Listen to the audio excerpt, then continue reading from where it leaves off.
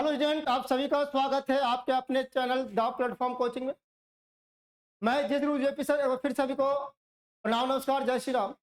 जैसा कि देख रहे हैं कि हम लोग बिहार दरोगा के बारे में अध्ययन कर रहे थे और इसी बिहार दरोगा से हम लोग कुछ क्वेश्चन लेकर आए थे और इस क्वेश्चन से संबंधित आपके सामने बातों को रख भी रहे हैं। तो ईस्ट इंडिया कंपनी और बंगाल के नवाब के बारे में हम समझ रहे थे। बंगाल के नवाब के बारे में समझ रहे थे। यहाँ पर जो क्वेश्चन ये बताया जा रहा है कि बक्सर की लड़ाई किसमें बंगाल का नवाब कौन था, ये सारी बातों को आप समझ सकते हैं। बक्सर की लड़ाई किससे किसके बीच हुआ था और ये बक्सर की लड़ाई के बाद मीर जाफर जो है पलासी के युद्ध के समय, है ना, पलासी के युद्ध के समय सिराजदौला था बंगाल का नवाब, लेकिन उसके बाद अब देखिएगा मीर जाफर को बैठाया जाता है और मीर जाफर को बैठाने के बाद मीर कासिम को बैठाया जाता है और मीर कासिम को बैठाने के बाद फिर से मीर कासिम को अपदस्थ कर दिया जाता है और मीर जाफर को बैठाया जाता है। यानी कि बक्सर के युद्ध के समय कौन होता बंगाल का नवाब, तो मीर जाफर, है ना। कौन है? मीर जाफर है। क्लियर। लेकिन नजमुद्दौला की बात आ रही है, इलाहाबाद की संधि के समय कौन है? नजमुद्दौला। ये लिखे, इलाहाबाद की संधि के समय, इलाहाबाद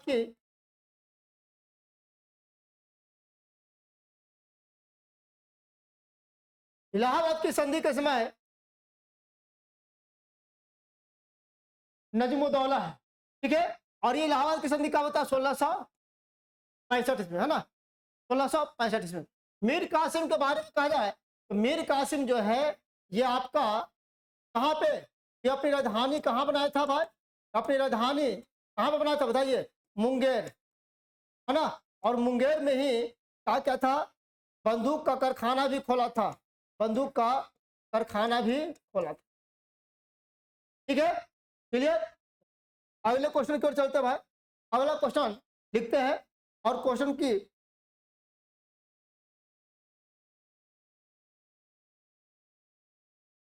निम्नलिखित में जिस एक शासक ने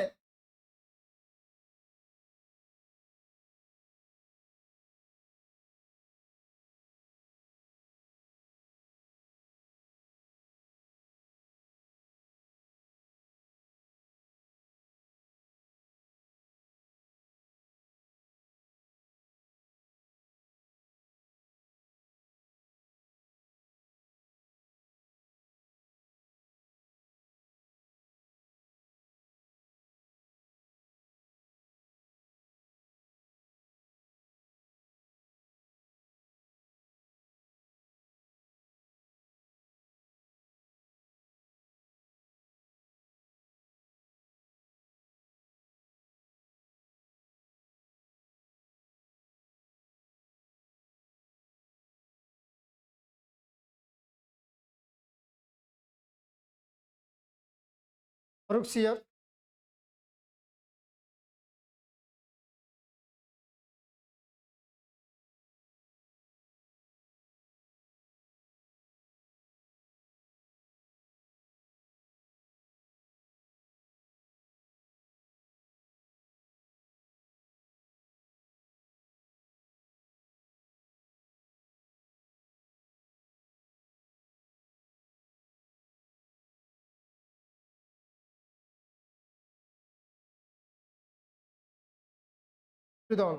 ठीक है। तो कह रहा है 1765 ईस्वी के समय में, तो 1765 ईस्वी के समय में ईस्ट इंडिया कंपनी के दीवानी प्रदान की गई थी, है ना। वह कौन था? जिन शासक के द्वारा ईस्ट इंडिया कंपनी को दीवानी, ईस्ट इंडिया कंपनी को जो दीवानी प्राप्त हुआ था भाई, वो पता होना चाहिए। ये तो इसमें इलाहाबाद की संधि के तहत,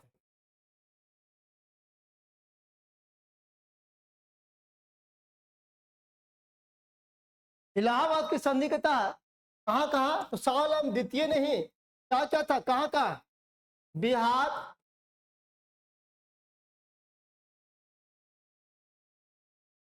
उड़ीसा, बिहार और पश्चिम बंगाल का दीवानी कर दीवानी ये अधिकार देता है, दीवानी अधिकार देता है। तो ये आपका है ना, बंगाल बिहार उड़ीसा का दीवानी अधिकार देता है। ये क्यों? शाह आलम द्वितीय के द्वारा दिया था। शाह आलम द्वितीय था, शाह आलम प्रथम नहीं, शाह आलम द्वितीय थे। और शाह आलम द्वितीय को ही हम लोग क्या नाम से जानते थे, बताइए?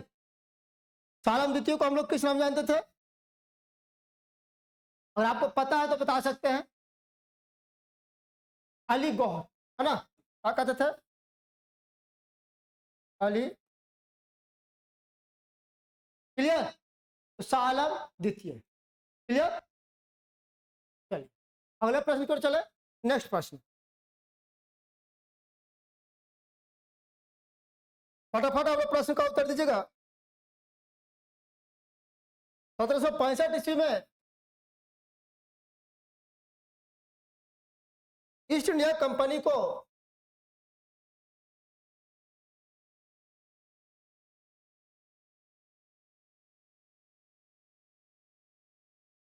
ईस्ट इंडिया कंपनी को बंगाल की दीवानी किसने प्रदान की?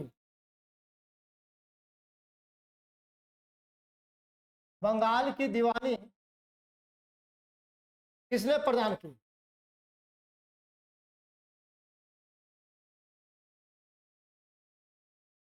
किसने प्रदान की? ऑप्शन में है बंगाल के नवाब ने,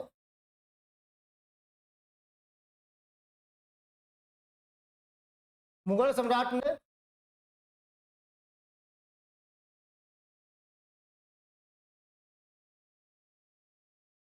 तीन ऑप्शन है इंग्लैंड के शासक ने,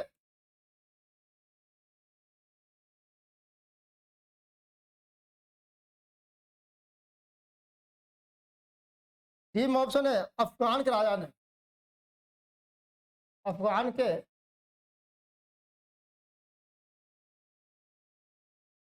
अफगान के राजा ने। यहां पर आप आंसर जान सकते हैं कि ईस्ट इंडिया कंपनी की बंगाल की दीवानी किसने? तो मुगल सम्राट ने, क्योंकि शाह आलम द्वितीय जो था क्या था? मुगल सम्राट था। शाह आलम द्वितीय के द्वारा क्या था? कौन था ये शाह आलम द्वितीय? मुगल सम्राट था। क्लियर? शाह आलम द्वितीय कौन था? मुगल सम्राट था। 1765 ईस्वी में ईस्ट इंडिया कंपनी को प्रदान किया गया था। क्लियर? अगला प्रश्न है ना, क्वेश्चन यहाँ पर ले लेते हैं।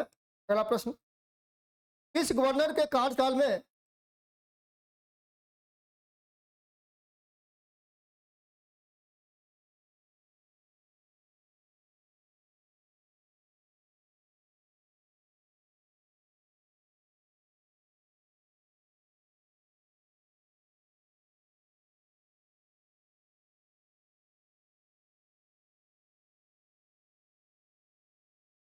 ईस्ट इंडिया कंपनी को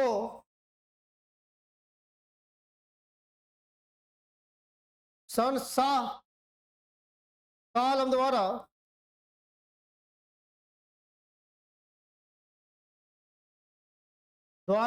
बंगाल, बिहार, उड़ीसा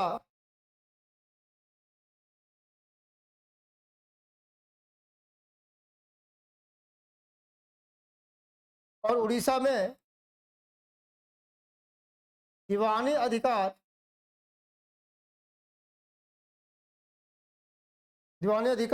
दिए गए। इसमें ऑप्शन है ए में लॉर्ड क्लाइव,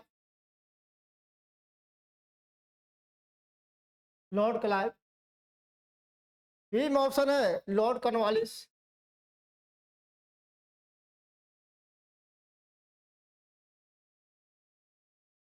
सी में ऑप्शन है लॉर्ड ब्लेजली,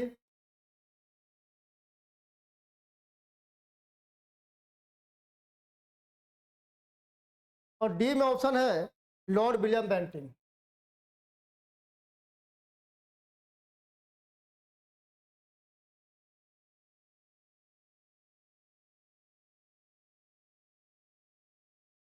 ठीक है, लॉर्ड विलियम बेंटिंग। तो पता है इस समय जो इलाहाबाद की संधि के लिए बुलाया गया था वो भाई जिसको लॉर्ड क्लाइव को, और लॉर्ड क्लाइव को हम लोग पिगट ने विलियम है ना, पिगट के द्वारा, विलियम पिट के द्वारा है ना,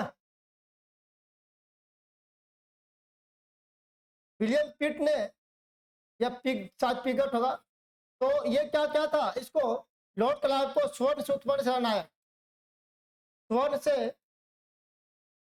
उत्पन्न सेनानायक बोला था, है ना।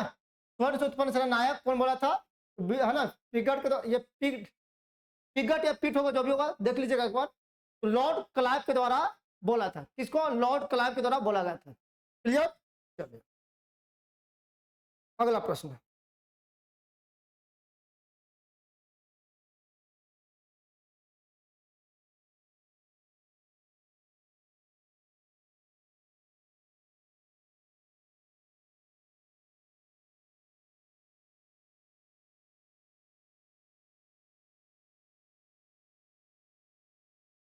ठीक है, तो विलियम पिट था।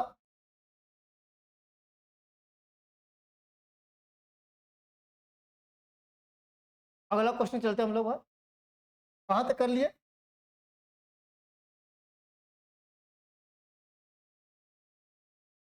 हाँ, और क्वेश्चन लिखा जाए, सालम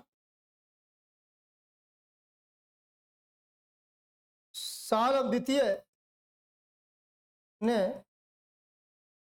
ईस्ट इंडिया कंपनी को बंगाल, बिहार तथा उड़ीसा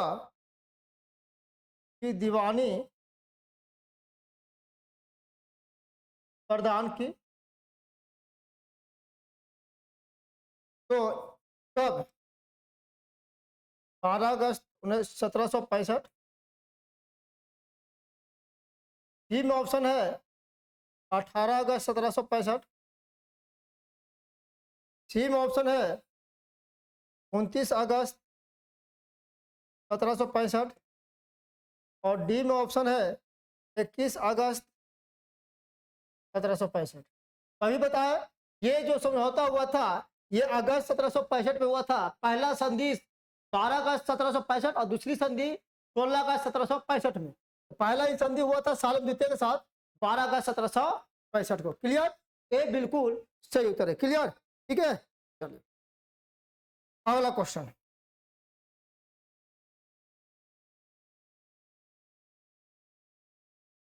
इलाहाबाद की संधि के बाद, इलाहाबाद की संधि के बाद रॉबर्ट क्लाइव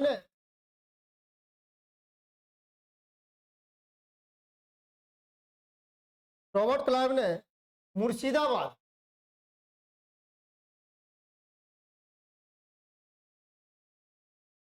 मुर्शिदाबाद का उप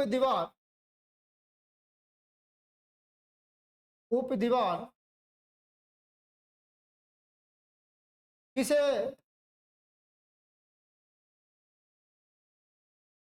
बनाया था। ठीक है, आपके सामने ऑप्शन है मोहम्मद रजा खान,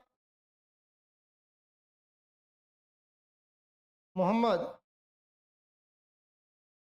रजा खान।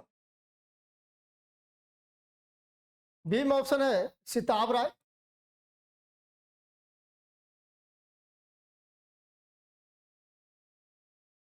ठीक ऑप्शन है राज दुर्लभ।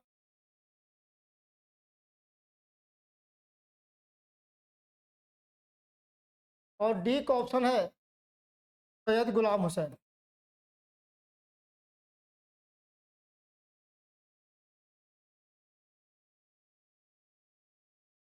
सैयद गुलाम हुसैन। ठीक है, ये आपके सामने यहाँ पर कह रहा है इलाहाबाद की संधि के बाद कलाम ने मुर्शिदाबाद को उप दीवान, यानी कि मुर्शिदाबाद कहाँ था, बंगाल में। यानी कि बंगाल में उप दीवान किसको बनाया गया था? तो मोहम्मद रजा खां को। किसको बनाया था? मोहम्मद रजा खां को बनाया गया था। ठीक है, चलिए क्लियर। बिहार का कौन था भाई? बिहार के बारे में बताइए। बिहार का कौन था? राजा सिताब राय बिहार का था। बिहार का राजा सिताब राय। ठीक है, अगला प्रश्न। अगले प्रश्न की ओर बढ़ते हैं।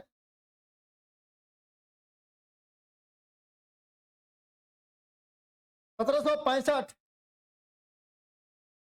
ईस्वी में दीवानी प्रदान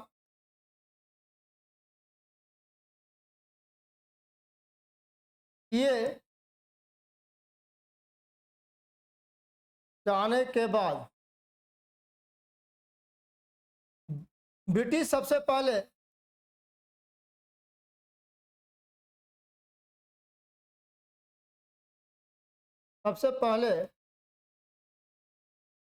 निम्नलिखित में से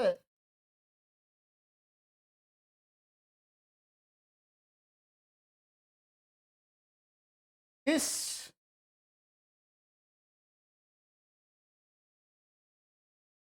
पर्वतीय जनजाति के संपर्क में आए?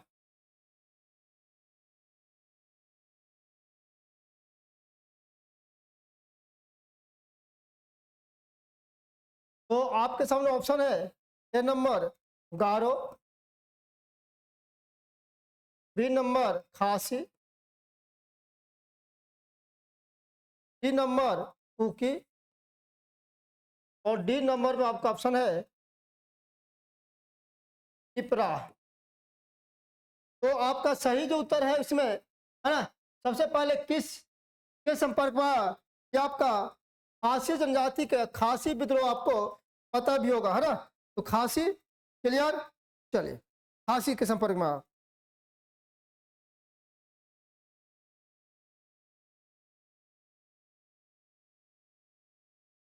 अगले क्वेश्चन को बढ़े। क्वेश्चन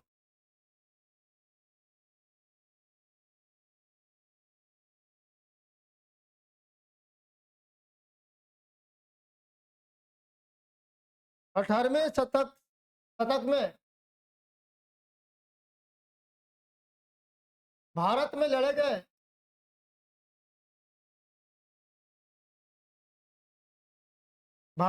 गए युद्धों का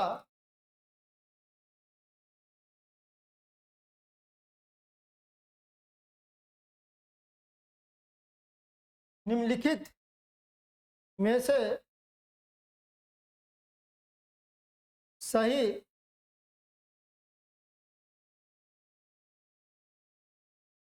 कालानुक्रम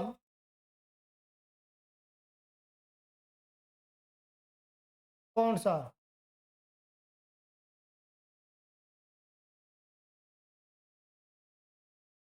ए में पांडीवास,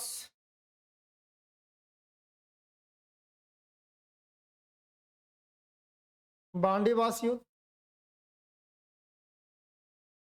बक्सर युद्ध, अंबर युद्ध, बक्सर का युद्ध, अंबर का युद्ध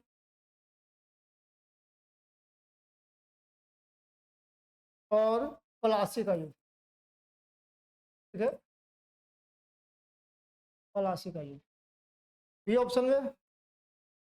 इसी में आपको तोड़कर अंबर का युद्ध, प्लासी, ठीक है, प्लासी का युद्ध, पांडीवास, हम पूरा नहीं लिख रहे हैं, पांडीवास और बक्सर। ठीक है, ई में बांडीवास, प्लासी, अंबर और बक्सर। डी में अंबर, बक्सर, बांडीवास और प्लासी। इसमें आपको अगर युद्ध के बारे में जानकारी है, कौन सा युद्ध कब हुआ था, तब आप बता सकते हैं। जैसे यहाँ पर अगर बात किया जाए अंबर का युद्ध कब हुआ था, जानकारी ले लीजिए। यहाँ पर लिखते हैं अंबर का युद्ध कब हुआ था भाई, तो अगस्त 1749 में। प्लासी पता है, प्लासी 22 जून 1757 को। बक्सर पता है, बक्सर 22 अक्टूबर 1764 को। और एक और था ये बांडीवास पता है, तो 1760 में। बांडीवास कब हुआ था, तो 1760 में, है ना, जनवरी 1760 में। कितने, जनवरी 1700। अब यहाँ पर है तो इसके थ्रू आप आंसर को टिक कर लगा सकते हैं। ठीक है, यहाँ से टिक लगा सकते हैं। तो सबसे पहले आपको 1749, फिर 1757, 1764 और फिर 1700 नहीं तो 1749 के बाद 1757 अंबर हो गया, उसके बाद प्लासी, तो अंबर प्लासी, उसके बाद बांडीवास, उसके बाद बक्सर। बी आपका बिल्कुल सही उत्तर है ना, बी आपका बिल्कुल सही उत्तर है। क्लियर, ठीक है। नेक्स्ट क्वेश्चन, क्वेश्चन नंबर, उस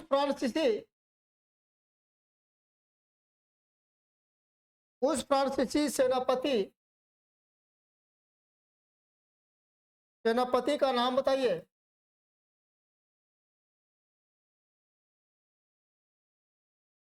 जो 1760 में बांडीवास युद्ध में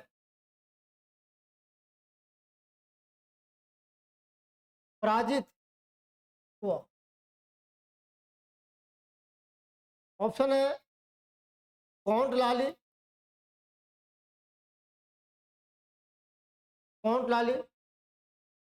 बी में ऑप्शन है फ्रांसीसी मार्टिन,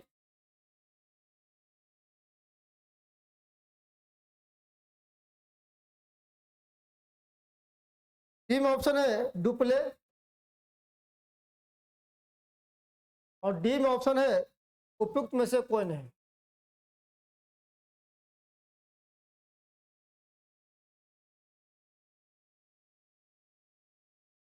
उपयुक्त में से कोई नहीं। ठीक है, ये आपका जो था, ये आपका बांडीवास के युद्ध में आयरकुट और किसके बीच हो रहा था, आयरकुट अंग्रेज की तरफ से और काउंट डी लाली, और काउंट लाली की तरफ से, ये फ्रांसीसी है ना, और ये अंग्रेज। यहाँ पर ये आपको दिमाग में रखना, किसके बीच, अंग्रेज और फ्रांसीसी के बीच हुआ था। वो कौन था, तो 1760 में काउंट लाली था। क्लियर, और इसमें कौन किसकी जीत हुई थी, तो जीत जो हुई थी आपका भाई अंग्रेज का, है ना, अंग्रेज का जीत हुआ था। ठीक है, और क्वेश्चन पढ़ना है। बाकी आप लोग सारे प्रश्न जो लमसम है सारे प्रश्नों को बता दिए। ठीक है, एक आपका प्रश्न यहाँ पर लिख देते हैं भाई, एक और प्रश्न आपको लिख देते हैं। क्वेश्चन नंबर, अगले पेज में एक और क्वेश्चन लिख देते हैं। निम्नलिखित में से भारत में अंग्रेजों का सर्वाधिक विरोध कौन किया था,